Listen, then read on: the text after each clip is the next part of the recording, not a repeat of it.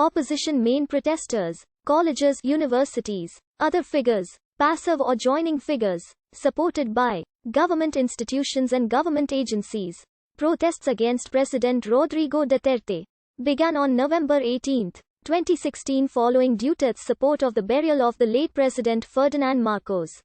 These series of protests are mostly conducted by left-wing groups and other opposing figures mainly due to the ongoing war on drugs, the declaration of martial law in Mindanao, and employment issues such as contractual terms being applied by companies and inflation which occurred due to the passage of the Tax Reform for Acceleration and Inclusion Act.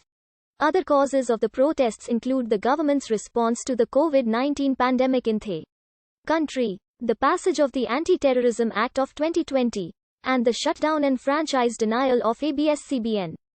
Since Duterte seated as the president, he implemented the war against illegal drugs in the country, promising to kill thousands of people involved in the drug trade.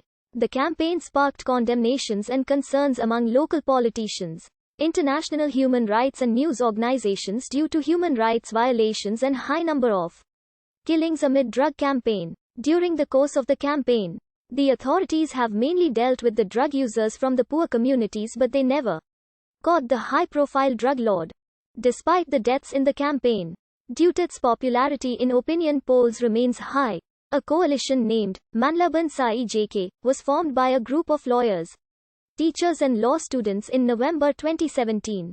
Aside from war on drugs and reported extrajudicial killings, there are forced disappearances under the Duterte administration, with only 6 have been recorded missing as of November 2018.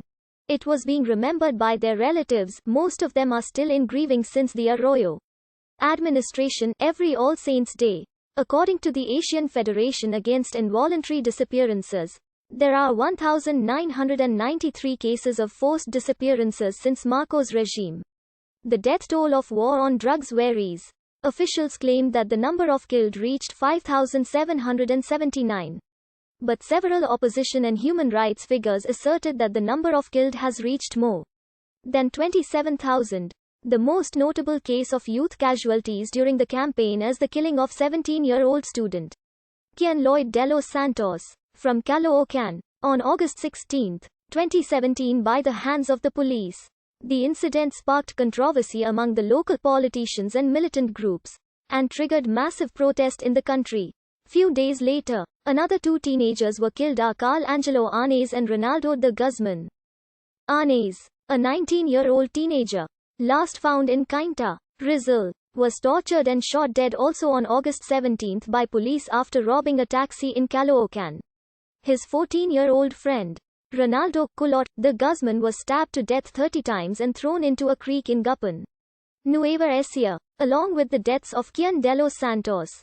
The deaths of the 2 teenagers also triggered public outrage and condemnation. Riva Nacino died in a Manila hospital after suffering from acute respiratory distress syndrome, while her mother Reyna May Nacino was detained for illegal possession of firearms and explosives. A 23-year-old human rights worker Nacino and 2 other activists were arrested at Tondo, Manila on November 5, 2019, and they were detained at the Manila City Jail for illegal possession of firearms and explosives, a non-bailable offense, after the court gave the detainee only 6 hours of furlough to allow her to visit her daughter's wake. A funeral for the baby Riva was laid on October 14, 2020 in Pandacan, Manila, and she was buried on October 16, 2020 at Manila North Cemetery, with the police forces being deployed at the area.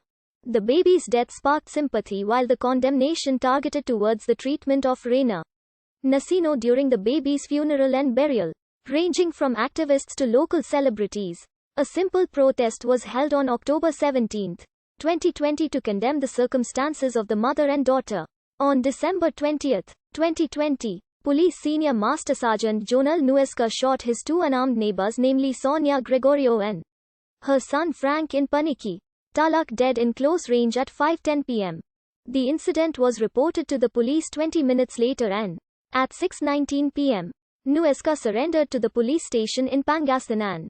The incident started when Nuesca had gone to investigate the Gregorios, who was shooting bogar, an improvised cannon made of bamboo that is used every December. When Nuesca tried to arrest Frank, who appeared to be drunk. Sonia intervened him, resulted in a heated argument until Nuesca killed the two. According to Police Colonel Renante Cabaco, director of the Tarlac Provincial Police Office, Nuesca was off duty at the time of the incident. However, the police called the incident an isolated case.